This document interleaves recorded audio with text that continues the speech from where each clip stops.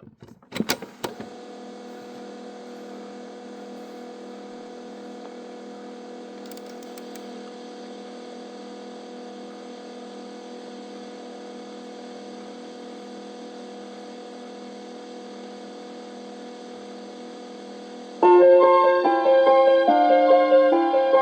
Seven Silly Eaters.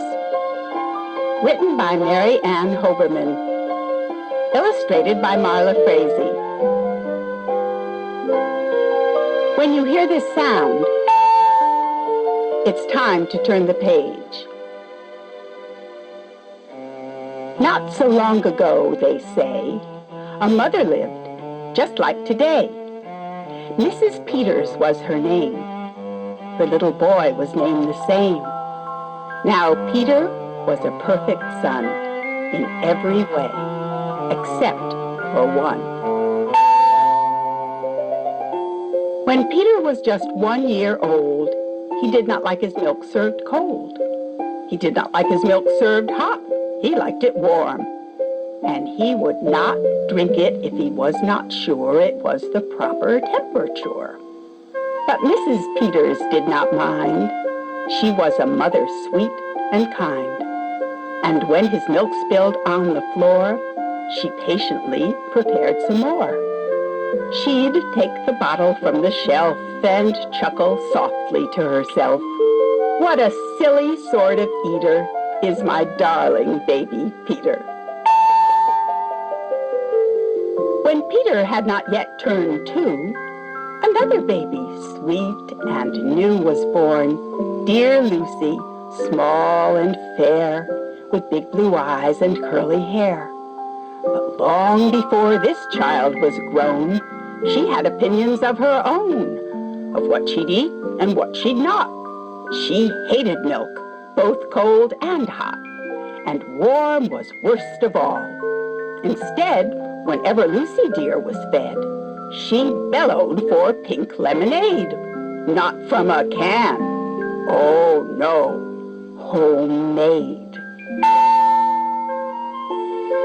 But Mrs. Peters did not mind. She squeezed each lemon to its rind while mopping milk up from the floor and patiently preparing more. She'd take the lemons from the shelf and giggle softly to herself. What a silly pair of eaters are Lucy dear and Peter Peters. Now Lucy grew and Peter grew, till he was 3 and she was 2. And who was 1?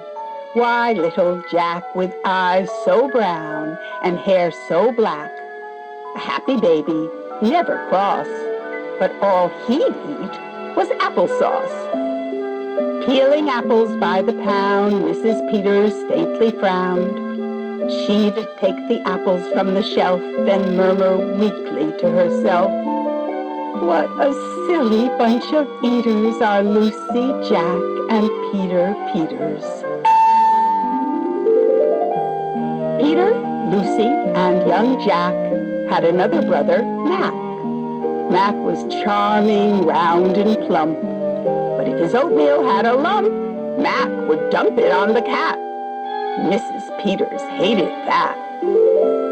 But since she loved her children 4, she'd strain the oatmeal 2 times more. She'd take it from the pantry shelf and mumble sadly to herself, what a foolish group of eaters are all my precious little Peters. Before another year was through, who came along? Why, Mary Lou. She was a darling, sweet and bright, and had a healthy appetite. That is, as long as she was fed soft and squishy homemade bread. Poor Mrs. Peters got no rest, but still she did her very best. She'd take the flour from the shelf and mutter feebly to herself, what a fussy bunch of eaters are all my lovely little Peters. A year rolled by, the children grew. "They really are a splendid crew," sighed Mrs. Peters, pinning pins and diapering her brand-new twins. Little sisters, quick and smart, impossible to tell apart. But Flo liked poached eggs, Fran liked fried. If she mixed them up, they cried. Tired to the very bone, Mrs. Peters groaned a groan. She'd take the eggs down from the shelf and whisper weakly to herself, "What persnickety young eaters are all my 7 little Peters." Now time went by as time will do, and as it passed, the children grew. The problem was that as they grew, their appetites kept growing too, but not their choice of what to eat. Each child continued to repeat they wanted what they'd had before. The trouble was, they wanted more. Creamy oatmeal, pots of it. Homemade bread and lots of it. Peeling apples by the peck, Mrs. Peters was a wreck. She wiped her brow and heaved a sigh. Another year was passing by. In fact, she realized with sorrow, her birthday would arrive tomorrow. Drearily she shook her head and wearily went up to bed. She thought the children had forgot her special day, but they had not. At crack of dawn, they all began to carry out their secret plan. Mrs. Peters would be fed a birthday breakfast in her bed. A breakfast made of all the foods that kept them in such happy moods. So while their weary mother slept, down the stairs the children crept, and from the cupboards and the shelves, happily they helped themselves. Cheerfully they chopped and stirred, preparing what they each preferred. But despite the pains they took, since nobody knew how to cook, to measure things or make them hot, the more they tried, the worse it got. First, Mac's oatmeal turned out lumpy, which made poor Mac turn grim and grumpy. In fact, the lumps got him so cross, he dumped them in Jack's applesauce. This bothered Jack so much he threw it in the dough of Mary Lou, who tossed the mishmash that made straight into Lucy's lemonade. And that put her in such a huff, she poured the icky, sticky stuff into the double frying pan that held the eggs of Flo and Fran, who flung the hodgepodge on the spot into the milk in Peter's pot. But when they saw what they had done, they wished they never had begun. They'd hardly slept a wink that night, and still things hadn't turned out right. And even though they'd tried their best, it hadn't worked. They were depressed.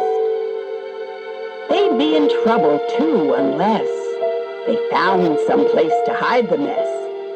The oven seemed the perfect spot. They all forgot it still was hot. They stuck the pot inside, and then they all went back to bed again. The clock struck 6, but on they slept. Meanwhile, their mother softly stepped down to the kitchen, smelled a smell. What could it be? She could not tell. It smelled so good. She sniffed some more and opened up the oven door. She woke the children with her cries. They all came running in surprise, and in the kitchen what they found was Mrs. Peters dancing round. And in the oven, no mistake, a pink and plump and perfect cake. And as their mother danced with glee, she cried, "A birthday cake for me? A birthday cake still piping hot?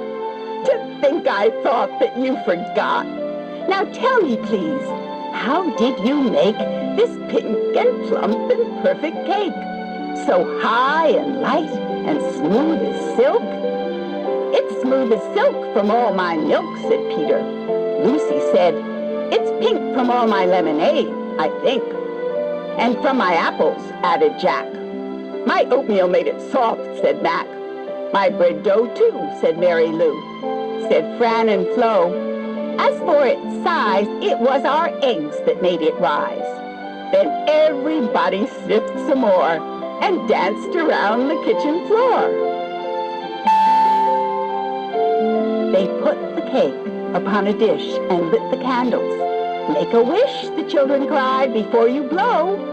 And Mrs. Peters did just so. And what is more, her wish came true, as birthday wishes always do. And from that day to this, 'tis said, the Peters family all is fed a single simple meal, just one. A meal that's good for everyone. A meal on which they all agree, made from their secret recipe. They all take turns in mixing it. They all take turns in fixing it. It's thick to beat and quick to bake. It's fine to eat and fun to make. It's Mrs. Peters' birthday cake.